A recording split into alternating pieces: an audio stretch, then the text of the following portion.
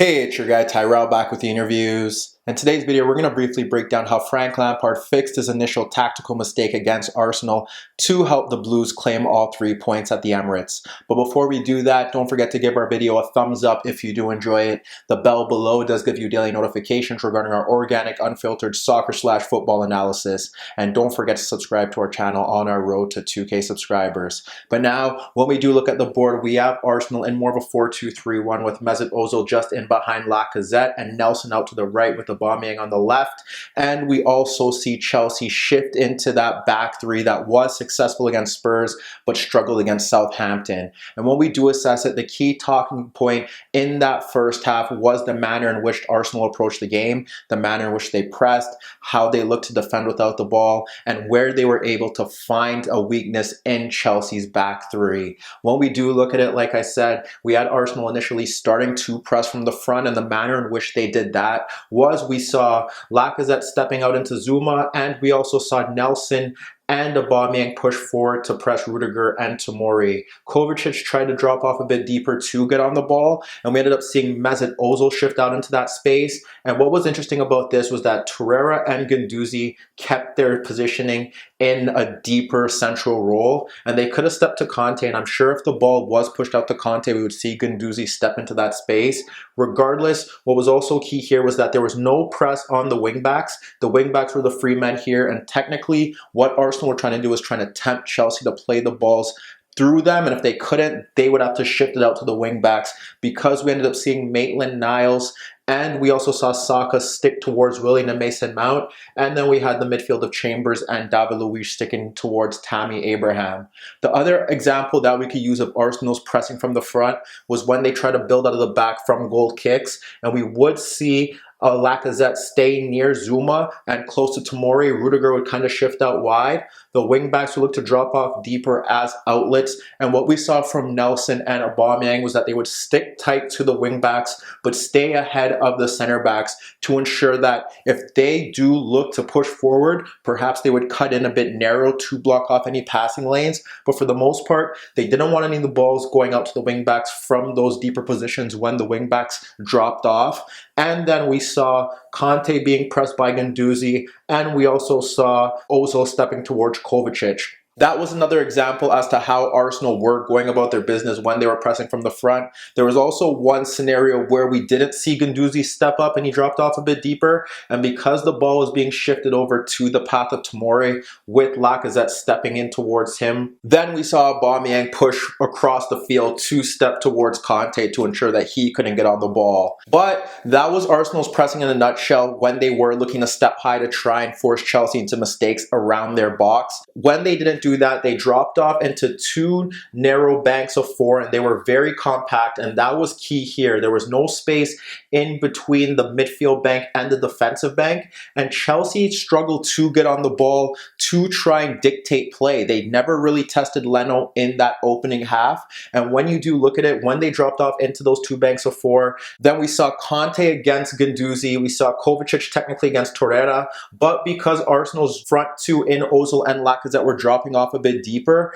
we did see Ozil monitor Kovacic as he looked to move across the pitch to get on the ball, and Lacazette at times was stepping ahead of Conte to ensure that passing lane wasn't set in stone. So Chelsea really struggled to create chances from that avenue, and when we look at it, Arsenal did a good job here, pressing from the front in various manners, dropping off deep, staying compact, ensuring that Chelsea couldn't play through their lines. And frankly, when we assess how Arsenal were the better side during that time frame, it stems down Chelsea's left-hand side, where Arteta instructed his men to exploit Tomori and Emerson. When you question how they were able to do that, it starts with Chelsea's pressing, because Chelsea without the ball should be dropping off into a 5-4-1. Technically, when you see that, what you want is Willian and Mount to close out the fullbacks, and then you want Abraham to be in a 1v2 battle against Luiz and Chambers. What does that mean? Well, technically here's what you have is that you need Conte and Kovacic to step to Guendouzi and Tyrrell,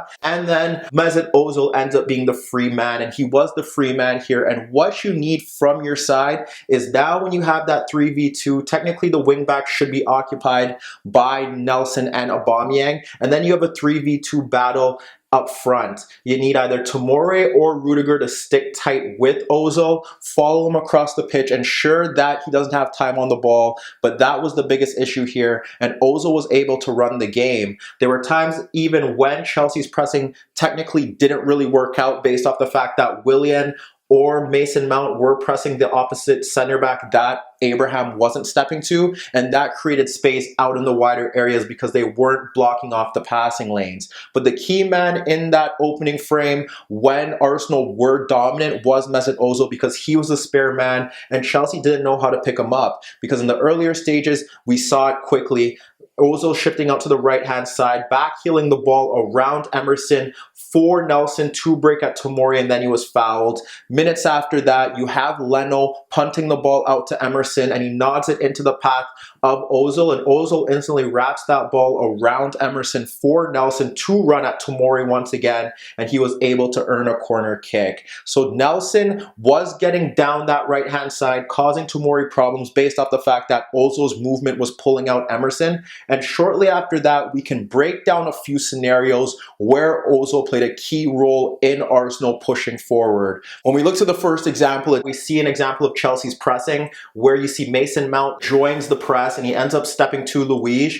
Luiz slides the ball out to Chambers, which does ignite Abraham, and Chambers ends up playing it out into the path of Maitland-Niles, who is closed down by Willian. But when Willian does close him, you see the Chelsea central midfielders stepping into the path of Guendouzi and Tyrrell, and who drops off a bit deeper? It is Mesut Ozil, and Ozil drops off to receive the pass from Maitland-Niles beyond Willian. You have Nelson occupying Emerson in a wider position, so when Ozil receives the ball, Tomori does step to try and close him down, but he's too late. And once Ozil turns, he's able to nutmeg Tomori and cut across Conte before he is fouled. But again, you see how Arsenal are looking to get Ozil into those positions. They're trying to stretch the pitch with Nelson to occupy Emerson. They're trying to get those passes in between the lines, and they're trying to get Ozil to drop off to pull out a Chelsea defender. Will the Chelsea defender step? They should be much tired of Ozil, even if it means they have to follow him across the pitch.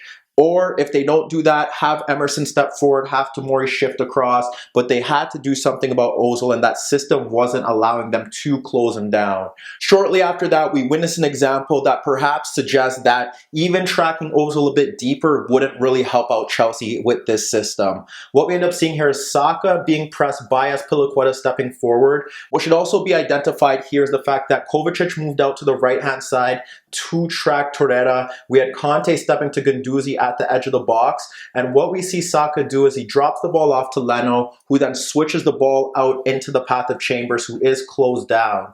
With Chambers closed down, what we also see here is Ozil dropping off deeper into Arsenal's half, and Tomori this time tracks him all the way into Arsenal's third. What we see now from Chambers is he slides the ball out to Maitland-Niles, and Willian does step towards him, but what Maitland-Niles is able to do is he's able to wrap the ball around Emerson for Nelson, breaking into that right channel beyond the left wing back. Now what happens here is that Zuma has to come across to try and close down Nelson, and with Aubameyang slightly ahead of Rudiger, the cross into the box evades Rudiger and it falls into the path of Aubameyang, who drops it off into the path of Lacazette, who takes a bit too long on the ball to control it and allows Conte to get across as he scuffs his shot wide of the net. But like I said there, you have Tomori pulled out of position, but with Emerson being forced to step forward, it creates a huge gap between Emerson and Zuma, and Nelson was able to dart into that space,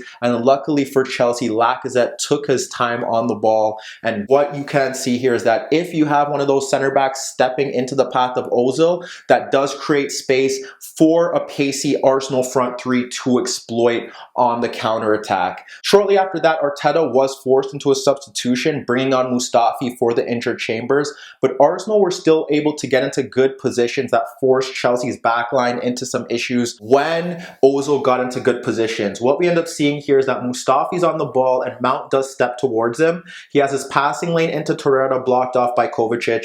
You have Abraham ahead of Guendouzi with Conte just in behind him. So the only real passing options for Mustafi there is to go long or play it wide to Maitland-Niles. However, what he's able to do is Guendouzi shifts out towards the left of Abraham, and what Mustafi does is he plays the ball around Mount for Guendouzi, who drops it off into the path of Maitland-Niles. Emerson steps, Maitland-Niles plays the ball around Emerson for Ozil, pulling out Tomori, but Ozil ends up dumbing the ball and it bypasses Tomori, and we see Torreira making the run off Kovacic and Conte to receive that ball, but Conte pulls him back and that leads to his booking. So when we really look at it, although Arsenal did go ahead based off the fact that Ozil's corner kick did result in poor set-piece defending from Emerson, Arsenal found a clear route in that Chelsea midfield and backline where they could cause them problems through Ozil and Nelson, and Chelsea's system didn't know how to cope with it. When Arsenal pressed from the front, they couldn't build out of the back. When they dropped off a bit deeper, they couldn't sustain possession in those central areas to get their front three in attacking zones, and they couldn't stop Ozil from getting the ball between the lines, and frankly that caused that back three so many issues, which forced Lampard into a tactical change. He ended up bringing on Jorginho for Emerson. He shifted Tomori out to right back, Azpilicueta out to left back, and Chelsea now were instinctively a 4-3-3. Why was that pivotal? Well, now you have Jorginho at the base of the midfield who can track the movement of Ozil, but more importantly, his ability to retain possession, dictate the tempo of the game from deeper positions was key, and now it forced Ozil to do more of an intense tracking job, and he struggled to do that. Lacazette couldn't keep him off the ball, and Jorginho helped Chelsea retain possession and get into better positions higher up the pitch. Also, what we ended up seeing there was now Kovacic and Conte could step to Guendouzi and Torreira, so they didn't have much time on the ball. And what we also saw from Chelsea when they switched to that 4-3-3, now we have Willian holding the touchline to provide width. Tomori was looking to push forward as well, because now you have Saka and Aubameyang, two more attack-minded players, being forced to retreat in their zone and defend. And down the left-hand side, Mason Mount was cutting in, but Azpilicueta ensured that he kept himself in a pretty conservative position, just in case Arsenal were capable of hitting them on the break. So when you assess that, that really stopped Ozil's dominance down that right-hand side. He didn't really get many chances where he was able to receive the ball between the lines and force Chelsea to backpedal without the ball. But when you do really break down that first half as a whole, Arteta won the tactical battle in the 30 minutes. Chelsea couldn't cope with Ozil or Nelson in that right-handed zone, and the back three wasn't really working for them because they weren't creating chances and Arsenal were getting into good positions. However, Lampard does deserve credit for shifting the system to a 4-3-3. It balanced out the remainder of that half, and frankly, Chelsea did retain the ball much better, and they were finally getting into Arsenal's half, and although they didn't create chances, it showed signs of promise. So when we looked at the second half, the change that we did see was that Chelsea did have more of the territorial dominance. Arsenal were pegged back based off the fact that Chelsea's fullbacks were playing higher, but the big issue that Lampard now had was the fact that his attacking fullbacks weren't really attackers. He had Tomori pushing forward, but Tomori's more of a center back, and he also did have Azpilicueta down the left-hand side, but Mason Mount was often tucking into more central areas, so there were no direct threats down that flank. We did see Tomori push back Aubameyang, and that did lead to several crosses towards the box, but Aubameyang and Saka coped well. The bigger issue for Chelsea here was that now they had the two center backs in Zuma and Rudiger pushing forward, but they also had Jorginho just ahead of them, and he was tasked for covering space behind the fullbacks that were pushed out very high. And this saw Jorginho eventually getting booked for pulling down Lacazette. There was one instance where Nelson skipped by him and Zuma was able to clean up, and then he was able to come across to close down Aubameyang, and one sequence where Aubameyang did look to break. But that was the big threat that that Arsenal could post down those flanks was based off the fact that the fullbacks were very high. And this was a chance for Arteta to possibly bring on Nicolas Pepe, who is more suited to play on the counterattack and attack space. But he didn't do that until later on when it was too late. We did see Lampard turn to his bench once again, this time looking to bring on Lamptey for Tomori. And instantly that was Lampard's answer to the issues that they were having in those fullback areas. Lamptey was constantly looking to push forward to peg back Aubameyang, and we did see him involved in one of their better chances of that half where the ball was switched out to Lamptey. We had Conte making a dart to pull out Guendouzi, and what ended up happening there was Lamptey cut across Aubameyang, looked to break forward until he got ahead of Guendouzi, and he ended up playing a reverse ball beyond Guendouzi in between David Luiz and Saka for Abraham making a dart across the center backs. Abraham does get onto that ball in right half space, but when he looks to shoot, David Luiz does come across to make the tackle. Lampard turned to his bench, bringing on Hudson-Osdoi for Kovacic, and Chelsea were effectively a 4-2-3-1. And the only benefit that they received from that was that now they had two direct players out in wide areas willing to run at the Arsenal fullbacks. Arteta also turned to his bench, bringing on Willock for Ozil, and Willock's job was to close down Jorginho at every opportunity that he received the ball. And Willock did receive a golden opportunity to double Arsenal's lead following Conte being dispossessed by Aubameyang in Chelsea's box. But when he turned to cut across Zuma and Jorginho, he fired his shot inches wide of the net. Chelsea were able to score 2 goals in the final 10 minutes. The first goal does stem from a Rudiger diagonal, and we do see Willian and Hudson-Osdoi try to beat Arsenal's right side by cutting in. Jorginho was able to win the foul, and when you assess that goal in itself, David Luiz, Leno, and Lucas Torreira deserve blame.